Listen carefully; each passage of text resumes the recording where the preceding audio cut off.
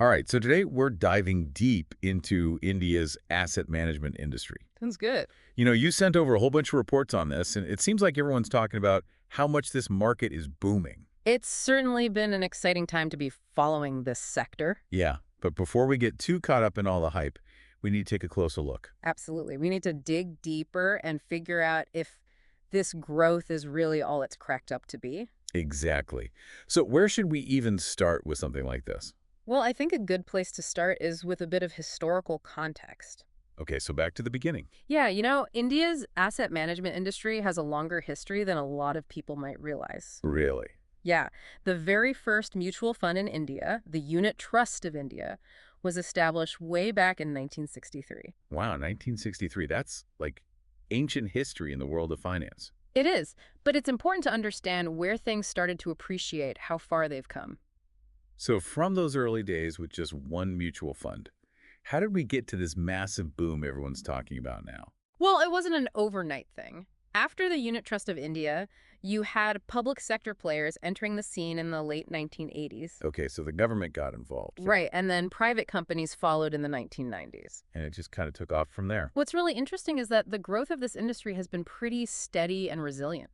Even during times of global economic uncertainty, like, the 2008 financial crisis or the more recent COVID-19 pandemic, the Indian asset management industry just kept growing. It's like it's immune to economic downturns. Well, not immune, but definitely resilient. Okay, so slow and steady wins the race. But come on, we're not just talking about slow growth here.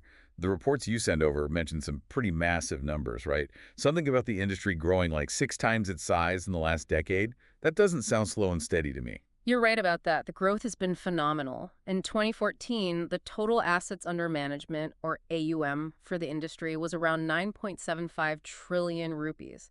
By 2024, that number had skyrocketed to 61.6 trillion rupees. Okay, hold on. For those of us who don't speak fluent finance, can you break that down a bit? What exactly does AUM mean, and what does that kind of growth actually look like in the real world? Sure. AUM, or assets under management, basically means the total market value of all the investments that a company or a fund is managing. So when we say the AUM of the Indian asset management industry has grown, it means the overall value of the investments they're managing has just gone way up. Okay, that makes sense. So it's not just numbers on a spreadsheet, it's real money flowing into the market. Exactly. And this isn't just about existing investments growing in value. We're also seeing huge increases in what are called net inflows. Net inflows. Yeah, net inflows, which means more and more new money is coming into the market. Got it. So more people are investing. Exactly. And we're also seeing a surge in what are called SIPs, or systematic investment plans. Okay, now you're just throwing acronyms at me. Sorry, I tend to do that. No worries, but break that one down for me too. What's a SEPI? A SIP, or systematic investment plan, is a way for people to invest regularly in mutual funds. It's kind of like setting up an automatic savings plan where a fixed amount of money is deducted from your account each month and invested in a mutual fund of your choice. It's become a really popular way for people to invest consistently and hopefully build wealth over time. Oh, I've heard of those. They make investing a lot less intimidating. Right, just set it and forget it. Right. It takes some of the guesswork out of it and helps people stay disciplined with their investing. Okay, that makes a lot more sense. So back to this huge growth we're seeing.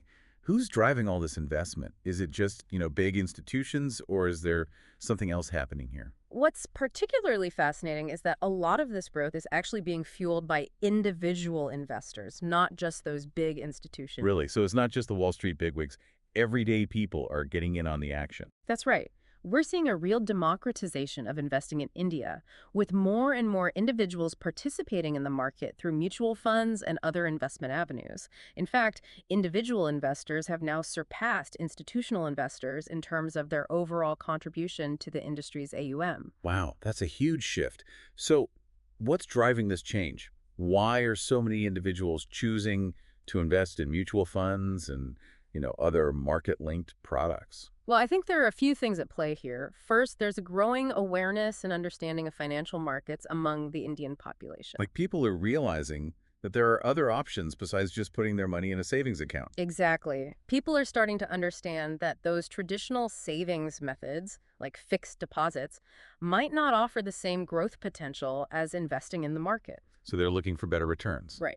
Second, there's a growing comfort level with technology and online platforms. That's made investing way more accessible and user-friendly, Yeah, all those apps and websites make it so much easier to manage your money these days. for sure.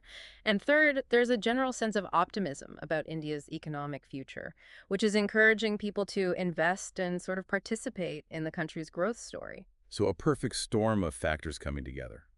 More awareness, easier access, and a belief in India's potential. Pretty inspiring, actually. But let's get specific. Where exactly are all these individual investors putting their money? The reports you sent had some interesting graphs breaking down the asset allocation. You're right, those asset allocation patterns are really revealing. They show that individual investors are especially drawn to equity-oriented schemes. A whopping 87% of their assets are allocated to that category. 87%. So they're going for growth. Yes, it definitely suggests a strong appetite for growth and a willingness to take on more risk to get higher returns.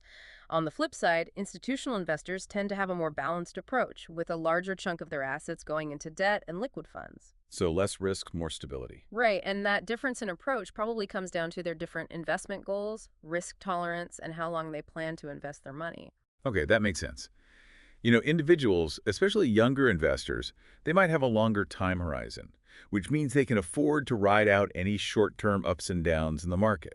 Yeah, they can focus on those long-term gains. Exactly. And institutions, they might have different priorities. You know, like maybe they need to be able to access their money more quickly, or they have to stick to a lower risk strategy. Exactly. Different needs, different approaches. And it's important to remember that AUM growth, while impressive, doesn't tell the whole story. A rising market is naturally going to inflate those numbers. So it's not all about the AUM. What's the real measure of investor confidence then? It's the net A flows, the new money that's pouring into the market. That's what really shows how much people believe in the market's potential. And are those net inflows looking good? Very good. Equity mutual fund net flows saw a remarkable jump of 83.4% in May 2024 compared to the previous month. Wow, so it's not just a rising tide lifting all boats. There's real, genuine excitement driving this growth. That's pretty impressive. Now, in the middle of all this excitement, I'm curious to know more about the big players in this market. The reports you sent highlighted SBI Mutual Fund as a real powerhouse in the industry. Can you tell us a bit more about them and what role they play in all of this? Absolutely. SBI Mutual Fund is, without a doubt, a dominant force in the Indian asset management world. They're managing a massive 8 lakh crore rupees. Okay, for those of us who aren't familiar with crores, how much is that in dollars? We're talking billions of dollars. They hold almost 17% of the entire market share. Just imagine a pie chart, and almost a fifth of it is just SBI Mutual Fund. Wow, that's a huge slice of the pie. So what's their story? How did they become such a giant in this industry? Well, their journey is pretty impressive. SBI Mutual Fund was set up back in 1987 as a joint venture between the State Bank of India, which is India's largest bank, and Societe Generale Asset Management, a global asset management firm. So strong partnerships from the start. Exactly, and they've just grown steadily over the years, hitting some major milestones along the way. In 2024, they reached a huge milestone, crossing the 10,000 crore AUM mark. So they're kind of like the veteran of the Indian asset management scene. You could say that. And looking at their asset mix as of March 2024, it seems like they're also riding this wave of equity investments. The report shows that the majority of their assets, around 77%, are in equity-oriented schemes. Makes sense, right? They're aligning with the overall trend of investors looking for growth in the equity market. But let's shift gears for a minute and talk about those companies that aren't quite as established. Your research also dives into the world of unlisted companies in the asset management space. What exactly does that mean, and why should we be paying attention to this part of the market? Good point. While the big players like SBI Mutual Fund get a lot of the attention, there's a whole other world of investment opportunities out there in the unlisted space. The unlisted space. Okay, what is that exactly? Unlisted, in this context, refers to companies that aren't publicly traded on a stock exchange. Ah, so they're not listed on the stock market. Exactly. These are often companies that are still in their early stages, and investing in them carries a different set of risks and rewards compared to investing in companies that are already listed. Okay, so it's a bit like venturing into uncharted territory. Potentially higher risk, but also potentially higher rewards. What's the draw of investing in unlisted companies in the asset management space? Well, one big draw is the potential for higher returns. If you get in early on an unlisted company before it goes public and it does well, you could see significant gains when it eventually gets listed on the stock market. I see. So you're trying to catch the wave before it crests. Exactly. But it's not just about chasing those big returns. It's also about diversifying your portfolio and getting exposure to a different segment of the market. So spreading your bets and maybe uncovering some hidden gems along the way. I like it. But as you said, there are risks too. Of course, there are always risks. Investing in unlisted companies comes with some inherent risks that you need to be aware of. First, there's less liquidity. Because these companies aren't publicly traded, it can be harder to buy and sell shares. So you can't just cash out easily if you need to. Right. It might take longer to find a buyer or seller. Second, there's less transparency. Unlisted companies don't have to follow the same strict reporting requirements as listed companies, so it can be harder to get a clear picture of their financial health. Or it's more of a gamble. In a way, yes. You're relying more on your own research and judgment. And third, there's a higher risk of failure. Early-stage companies are inherently more volatile, and a lot of them just don't make it to that IPO stage. So you could lose your entire investment. That's a possibility, and it's something every investor needs to be prepared for. Okay, so it's a high-risk, high-reward game. Not for the faint of heart, but potentially lucrative for those who do their homework. Speaking of homework, are there any specific examples of unlisted companies in this space that you've been keeping an eye on? Well, one company that's been generating a lot of buzz recently is Wary Energies. They're a solar panel manufacturer that's getting ready to go public. Solar energy, that's a hot sector these days. It is. They were initially offered in the unlisted market at a price of Rs 550 per share, and their IPO is expected to list at around Rs 2800 per share. Hold on. From Rs 550 to Rs 2800 per share, that's a massive jump. It is. It really shows the kind of returns that are possible for early investors in the unlisted market. But it's important to note that this is just one example. So we shouldn't expect every unlisted company to deliver those kinds of returns. Exactly. Wary Energies is just one case, and it's crucial to remember that past performance is never a guarantee of future results. Every investment carries risk, and the unlisted space is particularly volatile. So a healthy dose of caution is always a good idea. Absolutely. Always do your research and make sure you understand the potential downsides before investing any money. Solid advice. It's exciting to see so much growth and innovation in India's asset management industry, both of the big players and those up-and-coming companies in the unlisted space. We've covered a lot of ground already, but I'm really interested in digging deeper into some of the key questions surrounding this market's future. Look what? Like, is this growth sustainable? What factors could affect its trajectory in the years to come? I think those are questions we should definitely explore further. I agree. There's a lot more to unpack here. All right, so let's take a quick break, and when we come back, we'll tackle those questions head-on in part 2 of our deep dive. So picking up where we left off, is this growth in India's asset management industry sustainable? Yeah, that's the big question, isn't it? Mm-hmm. It's all very impressive what we've seen so far, but is this just a bubble about to burst, or is there something more substantial behind this boom? Right. What's going to make or break this growth story going forward? Exactly. So, what are the factors we need to consider? Well, there are a bunch of things to keep in mind. I think first and foremost is the overall economic climate. Okay, so how's the Indian economy doing? That's got to be a big factor. Absolutely. A strong, growing economy is fertile ground for investment. And right now, India's economic prospects are generally looking pretty good. So things are looking up. Yeah, continued economic growth, driven by things like a young workforce, increasing urbanization, and government initiative, could really boost the asset management industry. So if the India growth story continues, this whole industry will benefit. You got it. But what if things don't go as planned? What are the potential risks on the economic front? That's where things get a little trickier. Economic slowdowns, both in India and globally, can really shake investor confidence. So when people get nervous about the economy, they pull back on investments. Yeah, especially in those riskier assets like equities. We've seen this happen time and time again in markets all over the world. So keeping an eye on what's happening in the global economy is crucial. Absolutely. It's all interconnected. What happens in one part of the world can definitely affect what happens in India. So it's like a ripple effect. Exactly.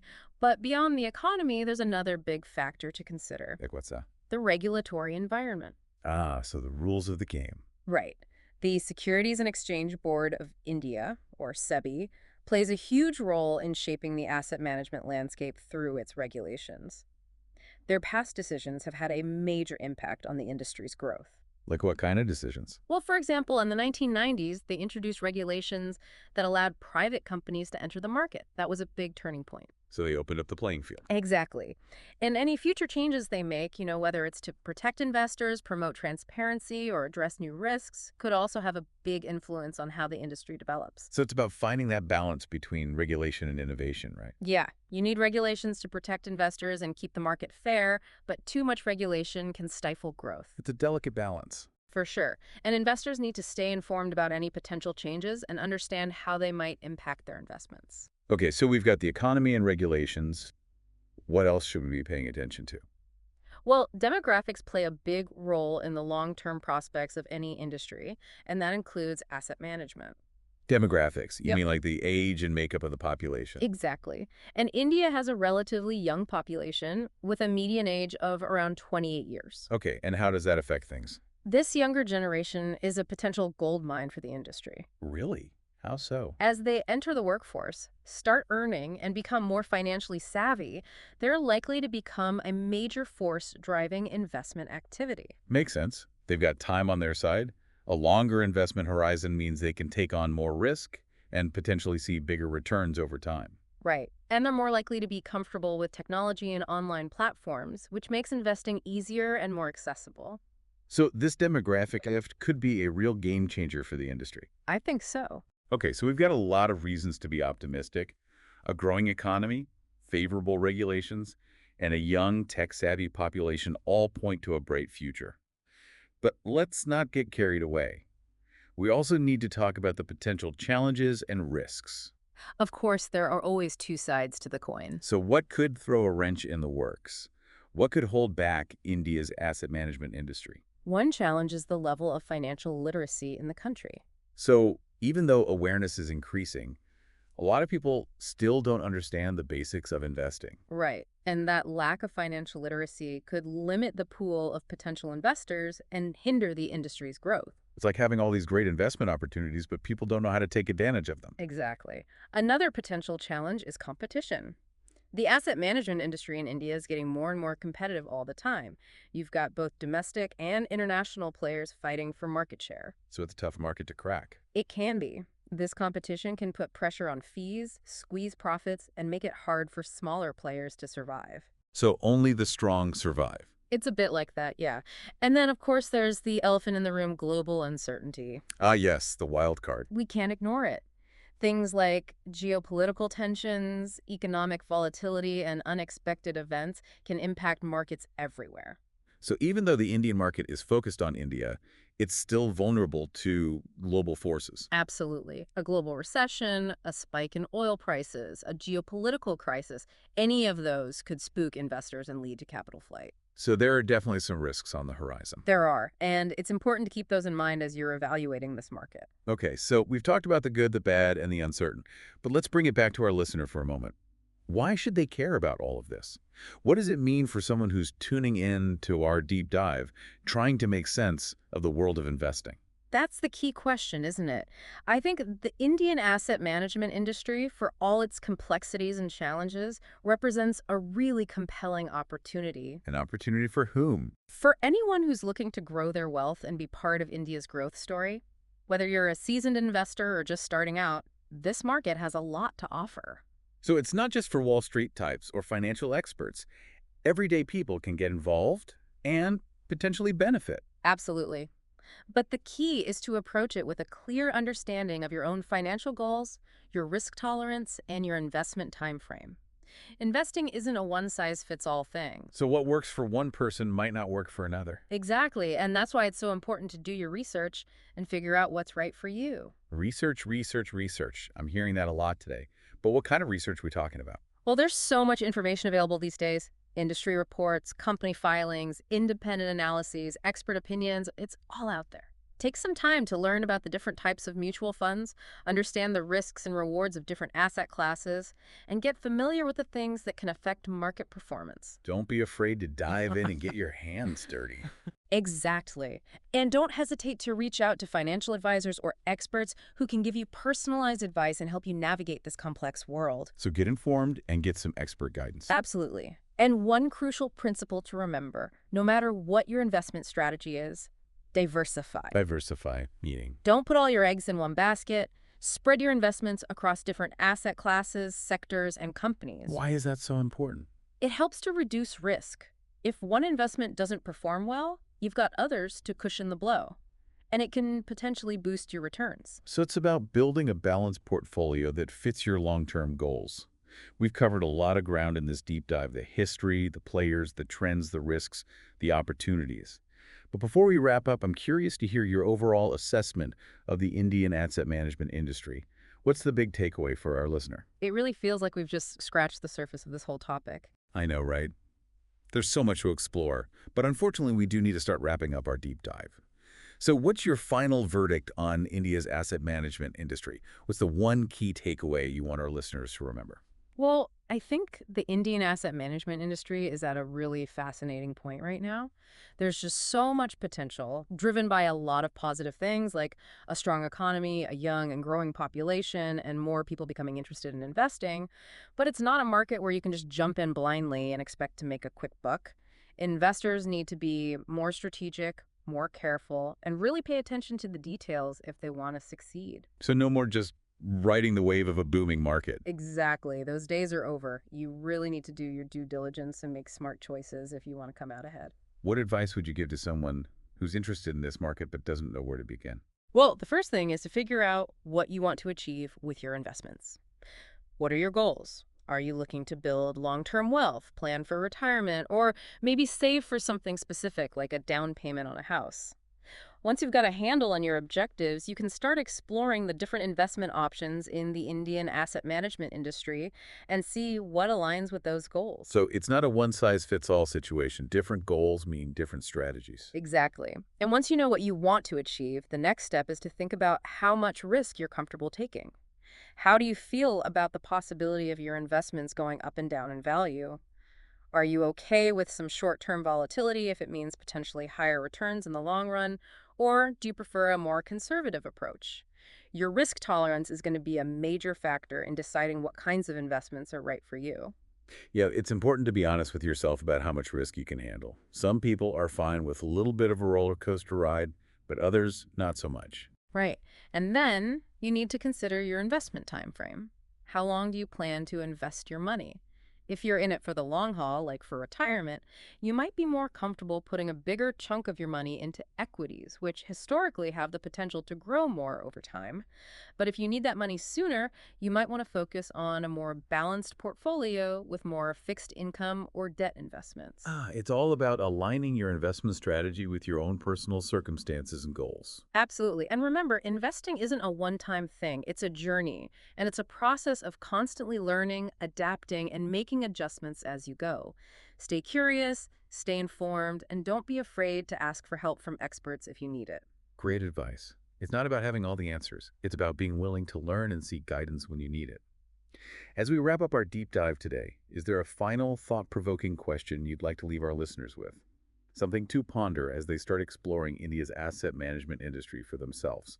Here's something to think about. How might the rise of technology and all these digital platforms change the Indian asset management industry even more in the future? We're already seeing how fintech is shaking things up in other parts of the financial world, and it's just a matter of time before those disruptions reshape the way we invest. That's a great question. Imagine a future where investing is even easier, more transparent, and more tailored to each individual, where AI and data analytics play a bigger role in helping people make smarter investment decisions and reach their financial goals. It's an exciting future to think about. It really is. The Indian asset management industry is on the rise, and the most exciting chapters are still to come. Well, on that note of anticipation and possibility, we'll bring this deep dive to a close. A huge thank you to our expert for sharing your expertise and walking us through this complex world. And to our listeners, thanks for joining us on this journey. We hope you've learned something new and gained a better understanding of the opportunities in India's asset management industry. Remember, knowledge is power, and the more you know, the better equipped you'll be to navigate the exciting world of investing. Happy investing, everyone.